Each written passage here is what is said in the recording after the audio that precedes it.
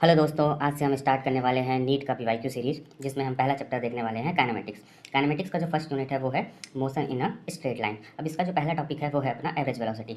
अगर average velocity के main फॉर्मूले की हम लोग बात करें तो जो अपना एवरेज वेलोसिटी होता है वो होता है total distance divided by total time. ये इसका अपना बेटा होता है मेन फॉर्मूला। अब इसको हम लोग दो केस में पढ़ते हैं। एक बार हम लोग देखते हैं कि अगर डिस्टेंस सेम हो तो क्या करना है, और एक बार हम लोग देखते हैं कि टाइम इंटरवल सेम हो तो क्या करना है। तो अगर डिस्टेंस सेम हो तो इस टाइम पे हम लोग लेते हैं बेटा हार्मोनिक मीन।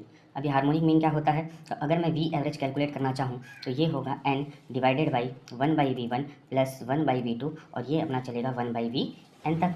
वैसे ही अगर मेरे पास टाइम इंटरवल सेम हो तो टाइम इंटरवल सेम हो तब हम लोग लेते हैं बेटा अरिथमेटिक मीन। अब अरिथमेटिक मीन अपना कैसा होगा, तो V average is equal to v1 plus v2 dash dash dash plus vn divided by क्या हो जाएगा n। अब इसी से रिलेटेड अगर मैं पीवाईक्यू क्वेश्चन देखूं तो नीट 2023 में क्वेश्चन आया था कि एक व्हीकल अपना आधा डिस्टेंस v वेलोसिटी से कवर करता है और रिमेनिंग आधा डिस्टेंस 2v वेलोसिटी से कवर करता है। तो अगर मैं मानूँ कि व्हीकल a पॉइंट से b पॉइंट तक जा रहा है और इसकी टोटल डिस्टेंस अगर मैं x ले लूँ, तो क्वेश्चन हमसे क्या बोला है कि इसका जो आधा डिस्टेंस है तो आधा डिस्टेंस का कितना हो जाएगा x/2।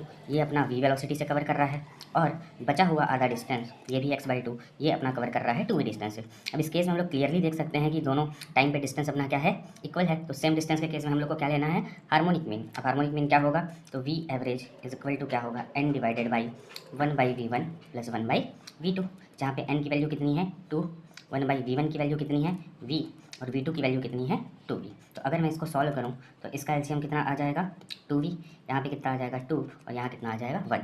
ये ऊपर चला जाएगा तो 2 into 2v divided by 2 plus 1 कितना हो जाएगा 3। तो फाइनल आंसर अपना कितना है 2 2 4v डिवाइडेड बाई 3। तो इस हिसाब से अपना आंसर बनेगा